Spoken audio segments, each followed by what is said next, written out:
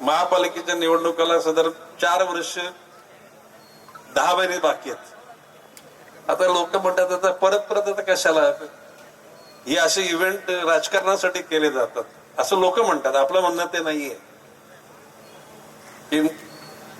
निवडणुका आल्या का मग हळदी कुंकू समारंभ सुरू होतो, अष्टविनायकाच्या यात्रा सुरू होतात,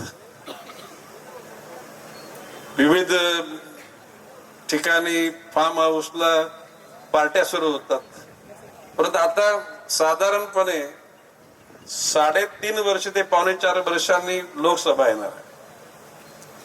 त्याच्यानंतर 6 महिन्यांनी विधानसभा आहे आणि त्याच्या साधारणपणे वर्ष 6 वर्षांनी महापालिका आहे. परंतु असं असताना सुद्धा ज्यांच्या मनामध्ये समाजाविषयी आपुलकी असते, कर्तव्य भावना असते, असे कार्यकर्ते राजकारणाकडे नजर न ठेवता आपल्या जीवनातला एक भाग म्हणून समाजातील विविध घटकांना आनंद देण्याचा आणि ग्रामीण स्तरापासून किंवा शहरी स्तरापासून प्रत्येक क्षेत्रामध्ये प्रगती करण्याचा प्रयत्न करत आहेत.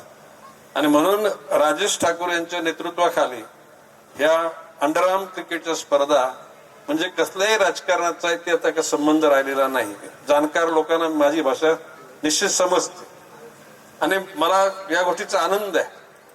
आज राजेश ठाकूरांनी केलं म्हणजे शिल्पा ठाकूरच्या या प्रभाग एकच आहे, पण त्यातला वॉर्ड आता शैला पाटील सुद्धा करतील आणि करावं अशी माझी अपेक्षा आहे. आरोग्य काहीतरी करा.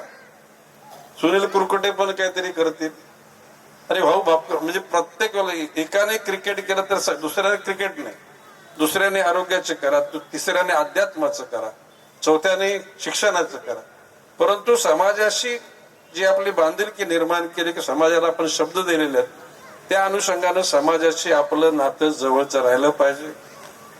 शेवटी मी आता सावरकर स्मृतीच्या परिषदेच्या माध्यमातून तिथे एका पुस्तकाचं विवेचन होत असताना मी बोललो की असं कोणी म्हणण्याची गरज नाही की कौरवांकडे सगळे नालायकच लोक होते.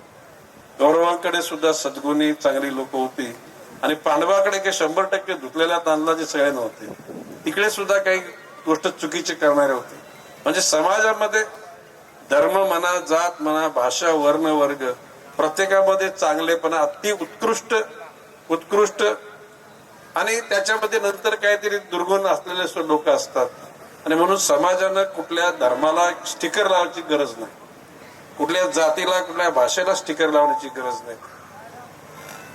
जीवन जगताना प्रत्येकाच्या आयुष्यामध्ये चुका होत असतात. किंबहुना चुका न करण्याकरता विचार करून बोलायचं. मी ते मगाशी तेच बोललो. आणि विचार करून कुठली कृती करायची. घाई गर्दीमध्ये दुसऱ्याला अपमानास्पद, दुसऱ्याला दुःख वाटेल असे शब्दच वापरायचे नाही. आणि आपणच तारण हरवत असा आविर्भावाच होते गुन्हे व्हावाची गरज नाही. दिगो म्हणजे सगळं सबकुछ मैं हूं ही भाषा योग्य नाही.